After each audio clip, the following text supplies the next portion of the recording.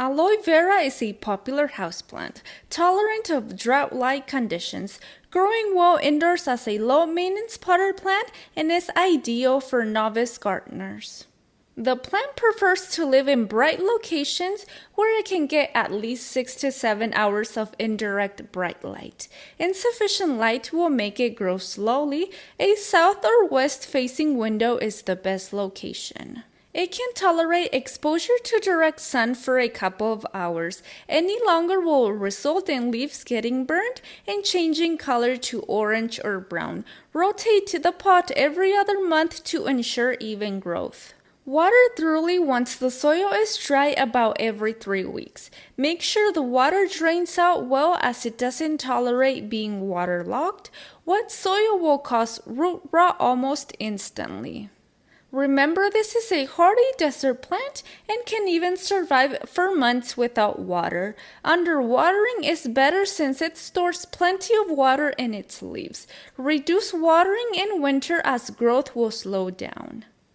If you grow it outdoors in semi-shaded location, it will hardly ever need to be watered. Unless you are living in an area where it rarely rains, a little rainfall and well-draining soil will be enough for the plant to thrive.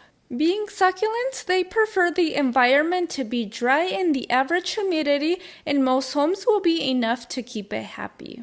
It thrives best in temperatures between 60 to 75 degrees Fahrenheit, even higher at times, and it does not tolerate freezing temperatures below 30. The plant requires well-drained and sandy potting soil, using a soil mix suitable for succulents or cacti. Try to use terracotta pots to help keeping moisture levels down. It's slightly toxic to humans and pets if ingested. Terracotta pots with drainage holes tend to dry out faster and very suitable for growing as it prefers almost dry soil. It doesn't have to be repotted often since the root system is very extensive and it loves growing in tight spaces. This also increases the possibility for the plant to produce more offshoots. Just make sure that the pot has a wide base to stop the plant from tipping over, particularly when the plant grows bigger and the leaves get heavier.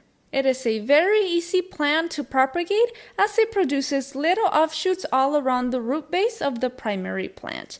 More offshoots are produced as the plant gets older. Loosen the dirt below offshoots and gently cut off the connection to the main plant. Plant these offshoots in pots filled with the appropriate soil, watering well when done. This method is usually done in spring or summer when propagation is more successful. They don't need feeding since the roots naturally form fungi to help capture nutrients from the soil. It won't hurt to fertilize them once a year with a diluted liquid fertilizer at half strength, giving them a little boost during the growth period. Keeping your plants clean and healthy is the greatest approach to avoid insect infestation because it gives them a good chance of surviving any attack, making it a part of your regular routine to inspect your plants for pests.